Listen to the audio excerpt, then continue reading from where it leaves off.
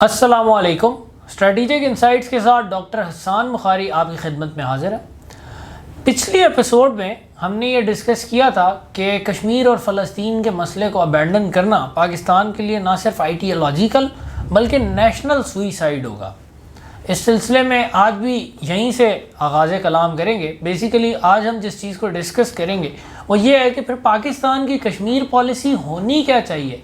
Abandon تو ہم اسے نہیں کر سکتے، کیونکہ جیسے اگر میں سن تزو کے الفاظ کو یوز کروں تو وہ سن تزو لکھتا ہے کہ فتح اس کو ہوتی ہے جس کے حق میں 5 فیکٹر ہوتے ہیں، اور ان 5 فیکٹرز میں پہلا فیکٹر جو اس نے لکھا ہے وہ ہے مورل لا۔ اور وہ کہتا ہے مورل لا یہ ہوتا ہے کہ جو لوگ ہیں نا وہ مکمل طور پر اپنی حکومت کے ساتھ ان سنک ہو، وہ اس کے ساتھ مکمل طور پر نظریاتی طور پر ایگری کرتے ہوں، تو پھر وہ اپنی اسٹیٹ کو، اپنے بادشاہ کو، اپنے رولر کو فالو کریں گے، چاہے اس میں ان کو اپنی جان ہی کیوں نہ قربان کرنی پڑے، ہر قسم کے خطرے کا وہ مقابلہ کر لیں گے۔ لیکن اگر مورل لا کمزور ہو جائے تو پھر وہ کبھی بھی نہیں لڑیں گے۔ تو وہی والی بات ہے۔ اور دوسری بات یہ ہے کہ بھارتی تو آج کل ہندوتوا کے جنون میں باولے ہوئے جا رہے ہیں، اور ان کو تو اکھنڈ بھارت کے علاوہ اور کوئی منزل نظر نہیں آتی۔ تو اگر ہم کشمیر ان کی جھولی میں ڈال بھی دیں، کالی دیوی کے قدموں میں اگر کشمیر کا دان پن کر بھی دیں، تب بھی انہوں نے کون سا رک جانا ہے۔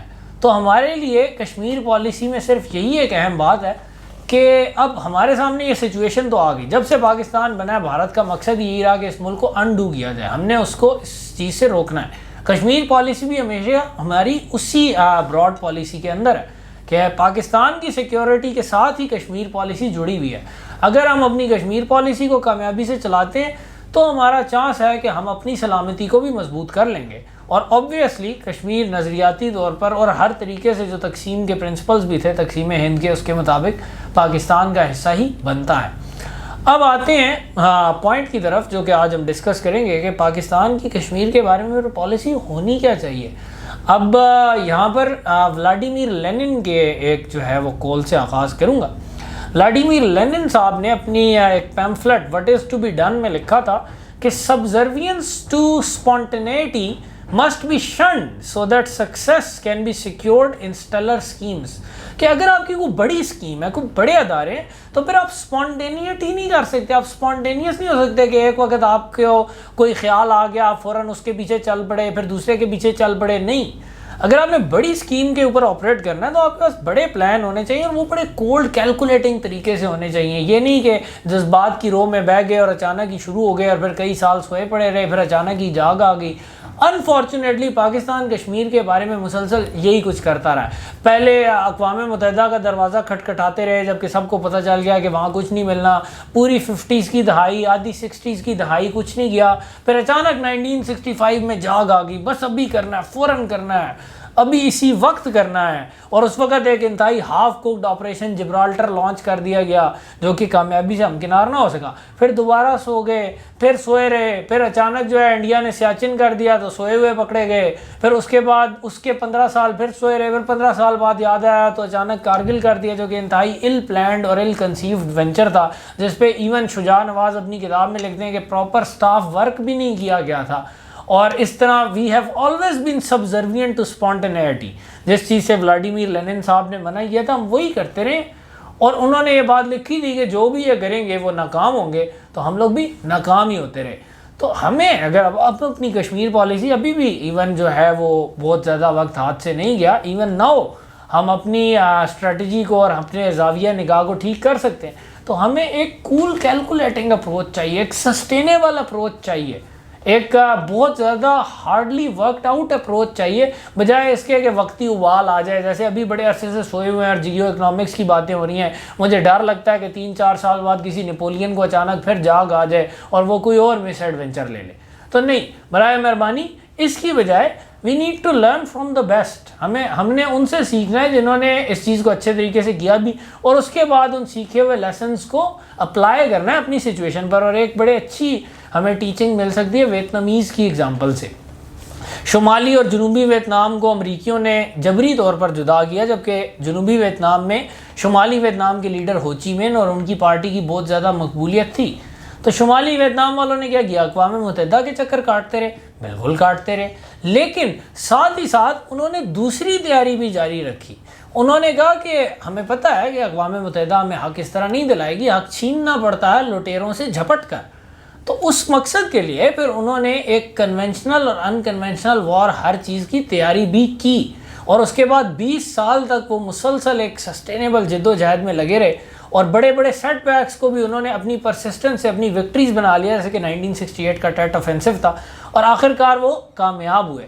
اب جو جیو اکنامکس کے کچھ پروپوننٹ ہیں وہ اس دور میں تو شاید یہ بات کرتے کہ جی پاکستان کو دیکھیں بہت بہتر ملک ہے، اس وقت بہتر تھا اکنامیکلی بھی، ہر طریقے سے ہیومن ڈیولپمنٹ میں، عوام کی آسائشوں کے لحاظ سے، کنزیومرزم کے لحاظ سے، ہر چیز میں آگے تھا ویتنام سے. تو کہہ سکتے ہیں ویتنام نے کون سا تیر مار لیا، اتنا پھٹے حال ملک ہے، اتنا زیادہ جو ہے وہ دبا ہوا ملک ہے، اتنا زیادہ بامبڈ آؤٹ ملک ہے، اس ملک میں بچا ہی کیا ہے، پورے جنگ عظیم دوم میں جتنے بم سب ملکوں پر پڑے اس سے زیادہ صرف ویتنام پر پڑے ہیں. وہ کہتے ہیں یہ باتیں 1975 میں.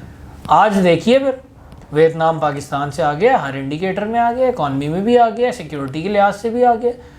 کیوں؟ کیونکہ وہ جو آزادی کا جذبہ، وہ جو ایک سٹرگل کا جذبہ تھا، وہ پھر آگے بھی جاتا ہے. وہ صرف ایک جو ہے وہ ساؤتھ ویتنام کی جدوجہد تک تو محدود نہیں رہا تھا، اس نے بہت سارے لوگوں نے، لاکھوں کروڑوں لوگوں نے اس جدوجہد میں حصہ لیا، اور وہ پھر آگے بھی ویتنام کو ترقی کی منازل طے کرانے کے لیے جدوجہد کرتے رہے، اور اس طرح ویتنام یہاں تک پہنچا. جبکہ ہماری جو بھی خوشحالی تھی یا نہیں تھی وہ سارا کچھ مانگا ہوا اور بھیک کا نتیجہ تھی، اور بھیک بند تو سب کچھ بند. اور بھیک پھر ایک لمٹ تک ہی ملتی ہے. آپ خود تو ان لمٹ یعنی کہ اسکائی از دی لمٹ، آپ جا سکتے ہیں آگے، ترقی کی منازل طے کر سکتے ہیں، لیکن دوسرا بھیک آپ کو اپنے پیمانے سے ہی ناپ کر دیتا ہے، اور ایک خاص پیمانے سے زیادہ کبھی نہیں دیتا. It's the spirit that matters, not the material. تو اگر ہم نے اب اپنی نیشن کو ایک چانس دینا ہے سروائیول کا، آنر کا، تو ہماری کشمیر پالیسی اور ہماری پاکستان پالیسی بھی ایک آنریبل پالیسی ہونی چاہیے، ایک سٹرگل کی پالیسی ہونی چاہیے. جو اقبال نے چیز بتائی تھی کہ ایک شاہین کا انہوں نے کانسیپٹ بھی دیا تھا کہ ہماری زندگی ہے شباب اپنے لہو کی آگ میں جلنے کا نام، کہ ہم نے تو سٹرگل کرنی ہے. اور ہمارا جو پاتھ ہے وہ صرف 2 چیزوں کا ہی ہو سکتا ہے اگر ہم نے کامیابی حاصل کرنی ہے، وہ ہے بلڈ اور آئرن. بلڈ سے 2 چیزیں ریپرزینٹ ہوتی ہیں، ایک وہ جو سیکریفائسز، جو قربانیاں دی جاتی ہیں اور دی گئی ہیں، جو کہ بلڈ شیڈ میں آتی ہیں، اور ایک وہ ہماری وائٹیلٹی، ہماری یوتھفل پاپولیشن، ہماری پوری قوم کا ایک جوش و جذبہ جو کہ فلوئنگ بلڈ کو ریپرزینٹ کرتا ہے. اور آئرن ایبسٹریکٹ فارم میں، ایک تھیوریٹیکل فارم میں ہماری آئرن ول کو ریپرزینٹ کرے گا، جبکہ جو میٹیریل فارم ہے، آئرن دوسری جس چیز کو ریپرزینٹ کرتا ہے وہ میٹیریل، انڈسٹریل اور اکنامک سیلف ریلائنس کو ریپرزینٹ کرتا ہے. تو اس طریقے سے بلڈ اور آئرن کے ذریعے ہی پاکستان جو ہے وہ اپنے سروائیول کو نہ صرف یقینی بنا سکتا ہے بلکہ ایک وائبل طریقے سے کشمیر کے لیے بھی جدوجہد کر سکتا ہے. اب چلیں، تھیوریٹیکل باتیں بہت ہو گئی تو ہم تھوڑا پریکٹیکل باتوں کی طرف آتے ہیں کہ ایگزیکٹلی ہمیں کیا کرنا چاہیے. سب سے پہلی بات تو یہ ہے کہ آپ کو سمبولک سٹیپس لینے پڑتے ہیں تاکہ ساری قوم کو پتہ چل جائے کہ اسٹیٹ کس پیج پر ہے. انڈیا نے 2019 میں آرٹیکل 370 اور 35A کو منسوخ کیا تھا، ایک انتہائی اللیگل اقدام تھا. اس میں سے آرٹیکل 370 تو خود اللیگل تھا، اس اللیگل ایکٹ پر ایک اور اللیگل ایکٹ کیا گیا اور کشمیر کو مکمل طور پر بھارت میں ضم کیا گیا. تو ہم نے کیا رسپانس دیا؟ ہم نے باتیں تو بہت کی. اصولاً تو ایسے ہونا چاہیے تھا کہ ایک بائی پارٹیسان کانسٹیٹیوشنل امینڈمنٹ ہونی چاہیے تھی، جس میں حکومت اور اپوزیشن دونوں کہتے کہ ٹھیک ہے، ہم بھارت کے اس سٹیپ کا جواب اپنے کانسٹیٹیوشنل سٹیپ سے دیں گے، اور آج سے ہم اپنے کانسٹیٹیوشن میں یہ چیز ڈالتے ہیں، جو بھی حکومت ہو، جو بھی ہو، ہم کشمیر کی جد و جہد کے ساتھ کمیٹڈ ہیں، ہم کشمیر کی آزادی کے ساتھ کمیٹڈ ہیں، اور اس چیز کو ہم اپنے آئین میں ڈال رہے ہیں کہ جب تک کشمیریوں کو آزادی نہیں ملتی ہم ان کے لیے ہر طریقے سے ان کی سپورٹ کرتے رہیں گے. ایک سمبولک سٹیپ ہوتا، پوری قوم کو پتہ چلتا کہ بھارت نے آئین میں چینج کیے تو ہم نے بھی آئین میں چینج کیا، اور ہم نے بھی پھر بتانا تھا کہ ہم کسی بھی حد تک جا سکتے ہیں. پھر ہمیں چاہیے کہ اپنی ساری انرجیز کو، چاہے ملٹری کی فیلڈ ہو، اکانومی کی فیلڈ ہو، ایجوکیشن ہو، سائنس اینڈ ٹیکنالوجی ہو، انفارمیشن ہو، اس کو اس ڈیفائنڈ نیشنل گول کی طرف لے کر جائیں. پاکستان کی سیکیورٹی، کشمیر کی لبریشن لازم و ملزوم ہے، اور اس گول کی طرف جانا ہے، اور کسی سے پھر نہیں ڈرنا. کوئی انٹرنیشنل آرم ٹوسٹنگ، کوئی امریکی پریشر نہیں، کوئی ایڈ کی بندش، کوئی ایسی چیز، یا ایون بھارتی جنگوں کی دھمکیاں دیں، یا بھارتیوں کے جو ایلائز ہیں وہ ہمیں لالچ دیں یا ہمیں دھمکیاں دیں، کوئی ہمیں چیز اس سے پھر نہ ہلا سکے. یہ ہمارا ریزالو ہونا چاہیے. صرف اسی طرح قوم کو بھی پتہ چلے گا کہ اسٹیٹ کمیٹڈ ہے، اور قوم اسٹیٹ کے ساتھ مل کر ایک ٹرولی اقبال کے کانسیپٹ کی ایک تصویر سامنے آئے گی کہ جی ہاں ہم کھڑے ہیں مردوں کی طرح کھڑے ہیں، مسلمانوں کی طرح کھڑے ہیں اور کھڑے رہیں گے ڈسپائٹ آل دا پریشر. اور پھر یہ تو جوش والی بات ہوگی، جو ہوش والی بات ہے، پلاننگ والی بات ہے. آپ ڈپلومیٹک مینورز پہ سارا وقت آپ کے سفارت خانے اس چیز پر ایکٹیو ہونے چاہیے. پھر اکنامک ریزیلینس بلڈ کرنی ہے وداؤٹ فارن ایڈ، کسی سے ایڈ نہیں لینی، اپنے ملک سے ریسورسز کریٹ کرنے ہیں جن کو ہم نے خود پھر اپنی مرضی کے مطابق اپنی پالیسیز کے لیے یوز کرنا ہے. اس کے لیے ہمیں بہت زیادہ پیٹ بھی کاٹنا پڑے گا، بہت زیادہ عیاشیاں بھی کٹ کرنی پڑیں گی جیسے کہ نارتھ ویتنامیز نے کی تھی، لیکن سکسیس کا صرف یہی راستہ ہے. پھر ٹیکنالوجیکل ریولوشن لانی ہے ایک ملک میں. اس کے بعد ہم نے جانا ہے ملٹری پلاننگ کی طرف، کنونشنل وار کی بھی پلاننگ، ان کنونشنل وار کی بھی پلاننگ. یہ نہیں کہ جبرالٹر کی طرح چند ہزار گوریلے بھیج دیے اور پھر ہاتھ پاؤں پھول کے کہ بھارت نے حملہ کر دیا تو کنونشنل وار کیسے لڑیں گے، یا کہیں کہ جی ہماری تو کنونشنل آرمی ہے ہم اور کچھ نہیں کر سکتے. نہیں، وار فیئر از انریسٹرکٹیڈ. اور خاص طور پہ جب آپ آئیڈیالوجیکل گول کے ساتھ کمیٹڈ ہیں تو پھر ہر طریقے سے کمیٹڈ ہوں گے، پھر ہر طریقے سے یہ کام کریں گے، چاہے کنونشنل طریقے سے ہو چاہے ان کنونشنل طریقے سے ہو. اور اس کے لیے پراپر روڈ میپس بنائے جائیں جو کہ منظور کروائے جائیں لیڈنگ جو ہے وہ ملک کی لیڈرشپ سے، اور اس کے بعد ان کو اس طرح لیگل پروٹیکشن دی جائے کہ کوئی بھی گورنمنٹ چینج ہوتی رہے، عمران خان آئے، شہباز شریف آئے، جو مرضی آئے اقتدار میں، ان روڈ میپس پر کام چلتا رہے پولیٹیکل ساری جد و جہد سے علیحدہ. صرف اسی طریقے سے ہم پھر جو ہے وہ اس پالیسی کے اوپر آگے بڑھ سکتے ہیں اور اس میں کامیابی کا کوئی چانس کریٹ کر سکتے ہیں.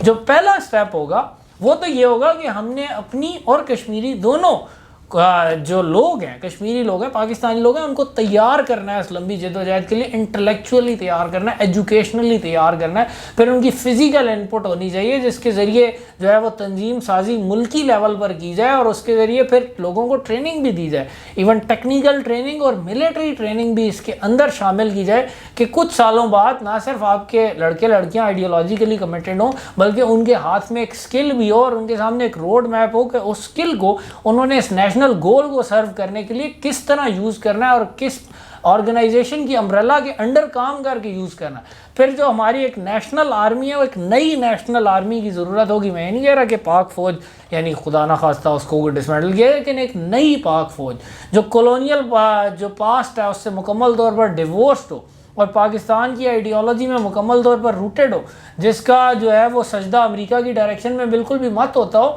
بلکہ ہم اپنی ڈاکٹرنز خود بنائیں جیسے کہ ایون ویتنامیز نے بھی بنائی، ایون چائنیز نے بھی بنائی. ہم لوگ بھی سوچ سکتے ہیں، ہم بھی بنا سکتے ہیں.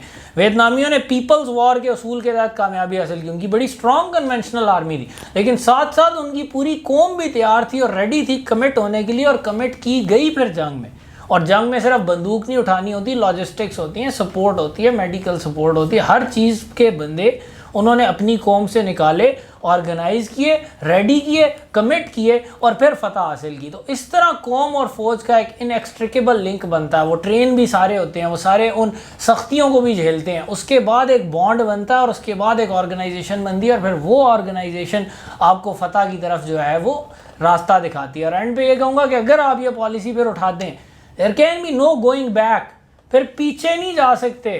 یہ ہم نے بہت دفعہ کیا، جبرالٹر کیا، پھر کہا اوہو بس واپس وائنڈ اپ کرو. پھر وہ کارگل والا بخار چلا تھا مشرف صاحب کو جس میں نواز شریف صاحب بھی ان کے ساتھ ملے، پہلے بعد بھی انہوں نے ایک دوسرے پر خوب لان تان کی.